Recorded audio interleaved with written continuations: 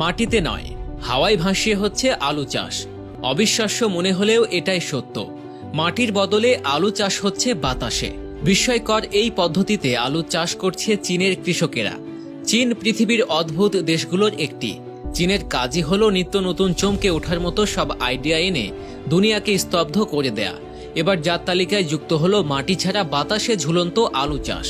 বিশেষ জাতের এই আলুর বৃদ্ধি হয় বাতাসে ঝুলে থেকে। কিন্তু যে কোনো গাছের বৃদ্ধি ও ফলনের জন্য তার দরকার হয় কিছু পুষ্টিকর উপাদান, যা গাছ সংগ্রহ করে মাটি থেকে। তাই এমন প্রশ্ন আসাটাই স্বাভাবিক, মাটি ছাড়া এসব গাছ তার পুষ্টি উপাদান কোথায় পাবে?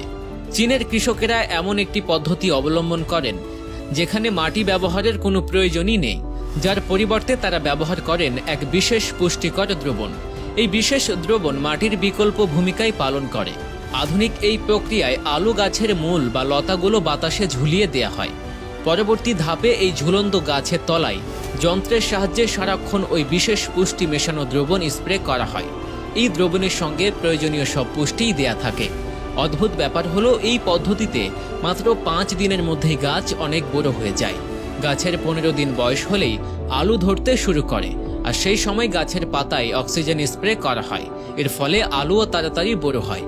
তবে এই প্রযুক্তির সবচেয়ে বিস্ময়কর বৈশিষ্ট্য হলো লতাগুলো থেকে সরাসরি আলু সংগ্রহ করা সম্ভব হয়। এর জন্য মাটি খুঁড়ে ফসল তোলার জন্য কায়িক পরিশ্রম কিংবা অধিকের প্রয়োজন পড়ে না। আর অবাক করা বিষয় হলো এইভাবে মাটি ছাড়াই প্রচুর আলু উৎপাদন করা যায়। সাধারণ পদ্ধতিতে একটা গাছ থেকে 3 কেজি পর্যন্ত আলু পাওয়া যায়, কিন্তু এইভাবে একটা গাছ থেকে 10-12 কেজি আলু পাওয়া সম্ভব। তাছাড়া সাধারণ গাছে একবার মাত্র আলু ধরলেই তাকে তুলে গাছ সহ ফেলে দিতে হয়, কিন্তু এসব গাছে একবার আলু তুলে নেয়ার পর আবারও আলু ধরে। এইভাবে বারবার আলু ধরার ফলে একই গাছ থেকে বেশ কয়েকবার আলু তোলা সম্ভব হয়। অর্থাৎ গাছের কোনো অংশের কোনো ক্ষতি না করেই ফসল তোলার কাজ সম্পূর্ণ করা যায়। আলুর যোগান স্বাভাবিক রাখতে চীনে ক্রমেই জনপ্রিয় হচ্ছে ঝুলন্ত আলুর চাষ। ঝুলন্ত আলুর চাষ ঘিরে সাধারণ মানুষের মধ্যে তৈরি হয়েছে উন্মাদনা।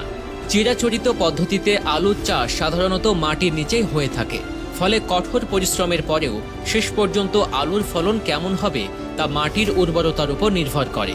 এখানেই শেষ নয়, মাটিতে আলু চাষ করতে গিয়ে আরও নানান সমস্যার সম্মুখীন হয় চাষিরা, যেমন বিরূপ আবহাওয়া কিংবা ব্যাকটেরিয়ার প্রভাবে পোকা ধরে আলু নষ্ট হয়ে যায়।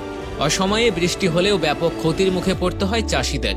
ফলে এসব সমস্যা মোকাবেলায় কৃত্রিম পরিবেশে ঝুলন্ত আলু চাষ শুরু হয়েছে। বলা চলে এটি আলু চাষে একটি নতুন যুগের সূচনা। এই আলু নিয়ে আসার আলো দেখছেন চীনের বিজ্ঞানীরা। কৃষি বিশেষজ্ঞরা বলেছেন এই আলু হবে সম্পূর্ণরূপে ভাইরাস ও ব্যাকটেরিয়া মুক্ত।